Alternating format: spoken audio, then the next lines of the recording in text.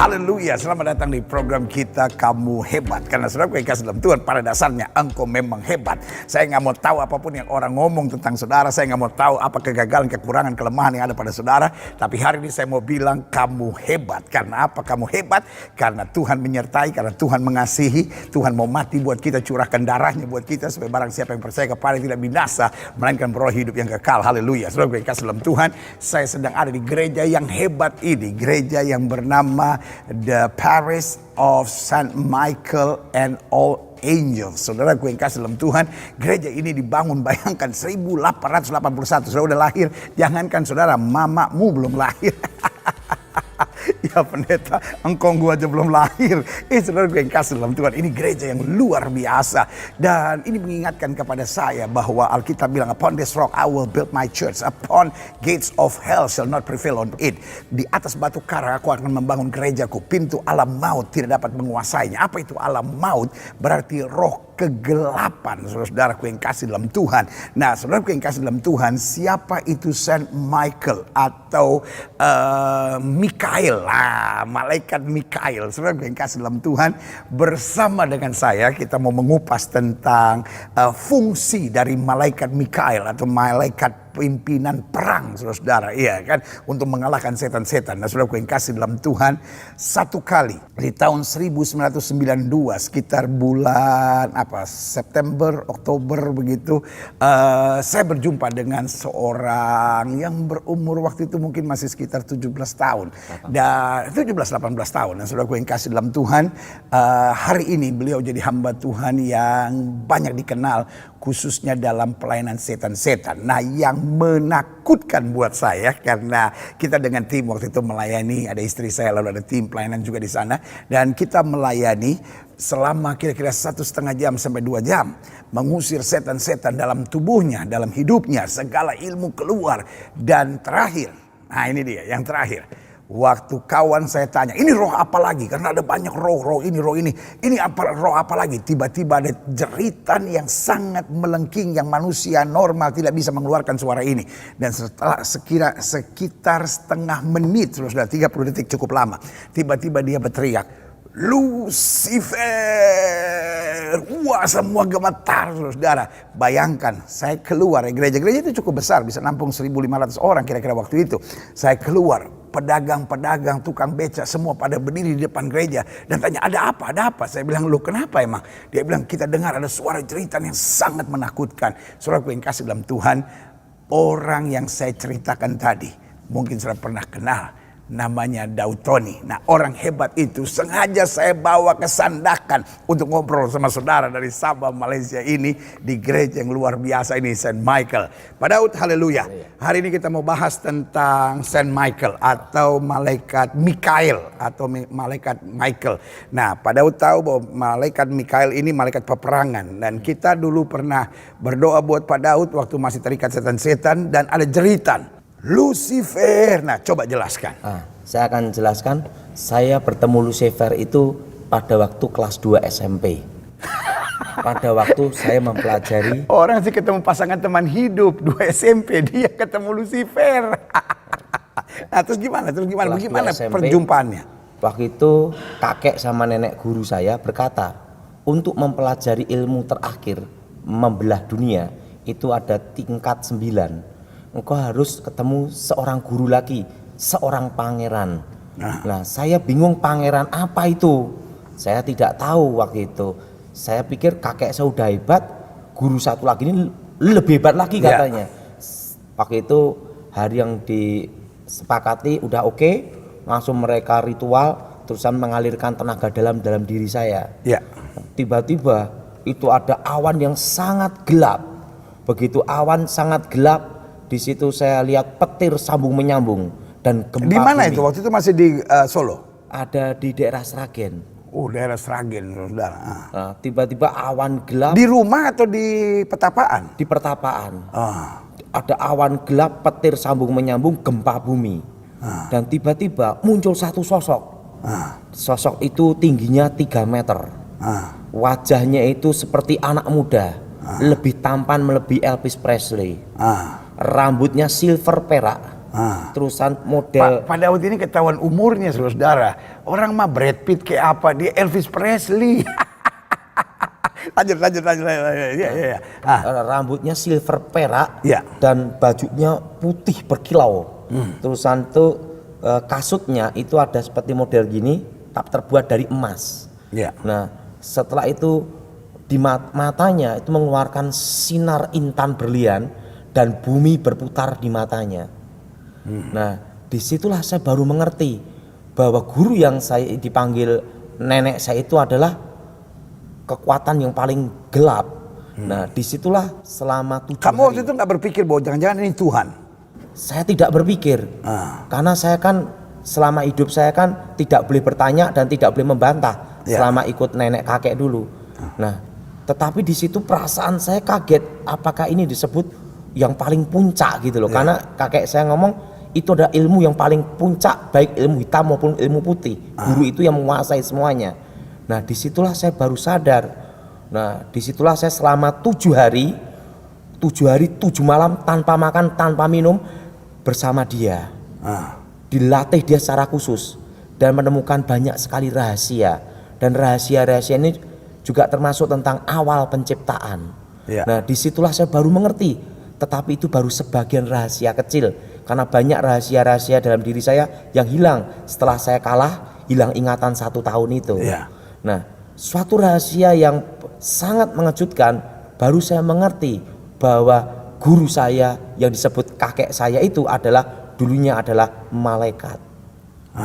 Nah, disitulah saya baru mengerti bahwa sebelum Tuhan menciptakan manusia, yang paling awal yang diciptakan itu malaikat. Malaikat yang diciptakan Tuhan itu adalah yang pertama, malaikat terkuat namanya Michael. Yang kedua adalah Gabriel, penghulu para malaikat. Dan yang ketiga, diciptakan malaikat yang lebih mulia, lebih hebat, lebih dahsyat, melebihi malaikat-malaikat yang lain, bernama Luciel. Nah, Luciel ini dekat dengan Tuhan. Dan Luciel ini adalah pemimpin pujian penyembahan. Dan secara otomatis tahu banyak rahasia tentang Tuhan. Nah, karena tahu banyak rahasia tentang Tuhan, Lucifer ingin menjadi Tuhan. Karena merasa tahu semua rahasia tentang Tuhan. Terjadilah pemberontakan, peperangan di surga yang berpihak pada Tuhan 2/3, yang melawan Tuhan 1/3. Nah, Lucifer yang melawan Tuhan memimpin pemberontakan 1/3. Nah, Michael dan Gabriel bertarung ada di surga, dan peperangan itu ada di surga. Dan Lucifer kalah karena kalah dikeroyok malaikat dan kalah karena kekuatan kuasa Tuhan. Dan Lucifer dibuang ke bumi, jadilah pangeran kegelapan yang namanya disebut iblis. Dan dia malaikat khususnya bagian pujian penyembahan. Wow, jadi saudaraku yang kasih dalam Tuhan, saudara bisa lihat di sini kalau bicara tentang pujian penyembahan itu bicara tentang musik, bicara tentang nyanyian, bicara tentang lagu. Dan kalau kita lihat hari-hari ini di dunia modern, pada waktu kalau kita perhatikan kan banyak musik, banyak lagu, banyak lagu-lagu dunia mengarahnya pada seks, mengarahkan pada drugs, mengarahkan pada hal-hal jahat, mengarahkan pada penyembahan-penyembahan berhala. Bagaimana itu? Ada suatu rahasia yang sangat rahasia, bahwa semua mantra itu semua harus ada alunan musik dan ada tangga nada. Maka musik itu sebelum saya bertobat disebut tangga nada para dewa. Dan hipnotis pun juga mempelajari dengan musik. Mantra pun juga musik. Musik bisa mempengaruhi jiwa seseorang masuk ke gelombang otak. Dan terciptanya hipnotis juga ada gelombang suara dan nada dan intonasi. Misalnya, kalau orang mau hipnotis, dia pasti pakai nada seperti ini. Mari lihat saya. Nah, itu ada nadanya. Nah, dari nadanya itulah mempengaruhi jiwa, mempengaruhi gelombang otak, mempengaruhi alam bawah sadar. Wow, saudara gue yang kasih dalam Tuhan, berarti hati-hati dengan musik kita, hati-hati dengan lagu-lagu kita, hati-hati dengan nyanyian-nyanyian kita. Yang paling baik adalah kembali pada pujian penyembahan kepada Tuhan. Karena dengan kita memuji dan menyembah Tuhan, kita akan dipulihkan. Dengan memuji menyembah Tuhan, kita akan kuat. Dengan memuji dan menyembah Tuhan, kita akan mengalami banyak mujizat. Karena Alkitab berkata, Tuhan bertahta dan puji-pujian umatnya. Pak Daud ini menarik soal Lucifer. Ketika Pak Daud dilepaskan, mungkin Pak Daud nggak sadar karena waktu itu dalam kondisi trans gitu, dalam kondisi nggak jelas. Nah, lalu kemudian Pak Daud teriak, Lucifer. Nah, setelah perjumpaan ini, ada nggak seperti kayak perpisahan, seperti Lucifer nggak mau melepaskan Pak Daud atau Lucifer mau kembali lagi? Nah, apa? Pernah. Nah, Kejadiannya pada waktu saya dijebak. nah, Setelah saya bertobat, saya itu diminta doa di Surabaya. Nah, setelah itu saya dimasukkan satu tempat, katanya suhu ini mau bertobat.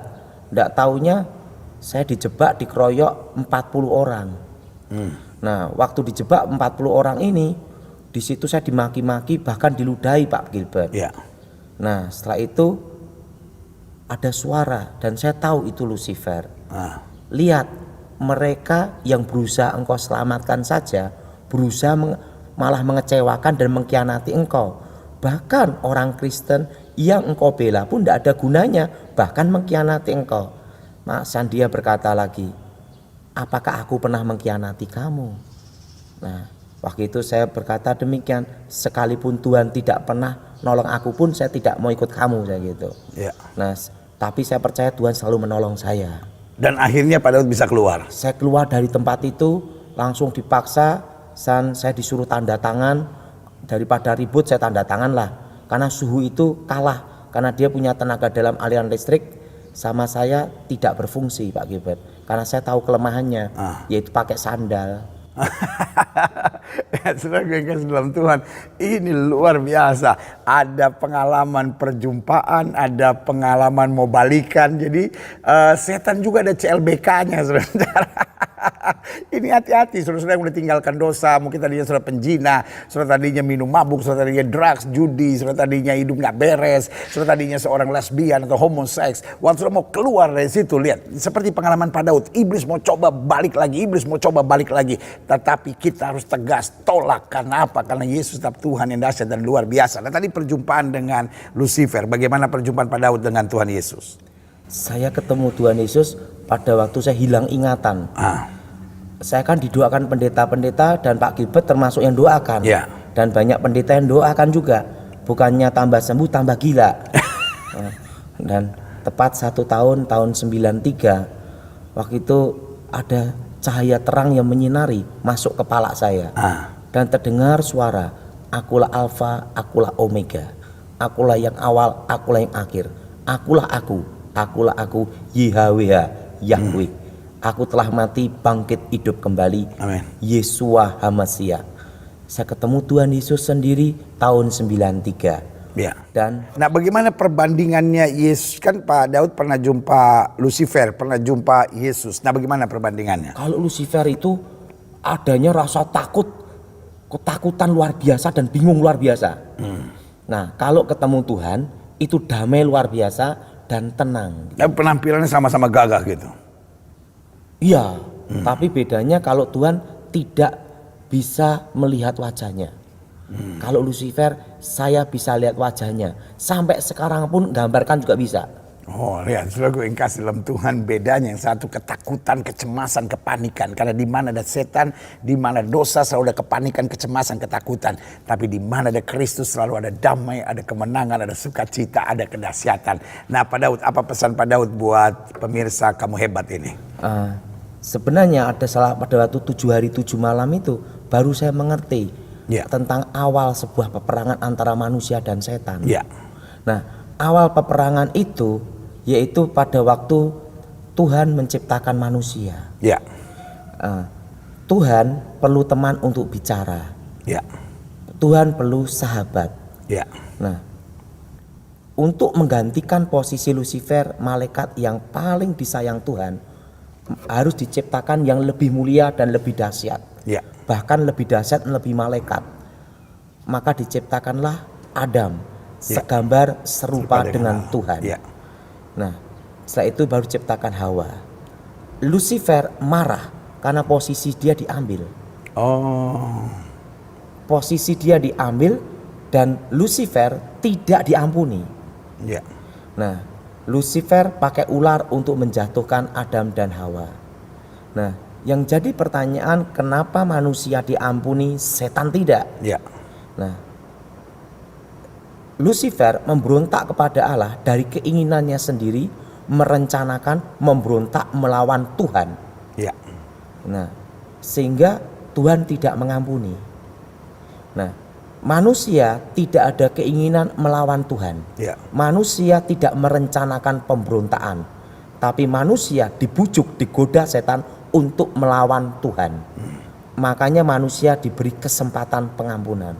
Haleluya. Seperti kasus pembunuhan. Pembunuhan berencana, hukumannya mati, maksimal mati, minimal seumur hidup. Ya. Tidak berencana, ada keringanan. Apalagi yang bunuh orang gila, bebas, karena orang gila tidak bisa dihukum. Lihat saudara yang kasih dalam Tuhan. Berarti hari ini benar apa yang Alkitab katakan, bahwa seberapa kali kita jatuh pun Tuhan mengampuni kita.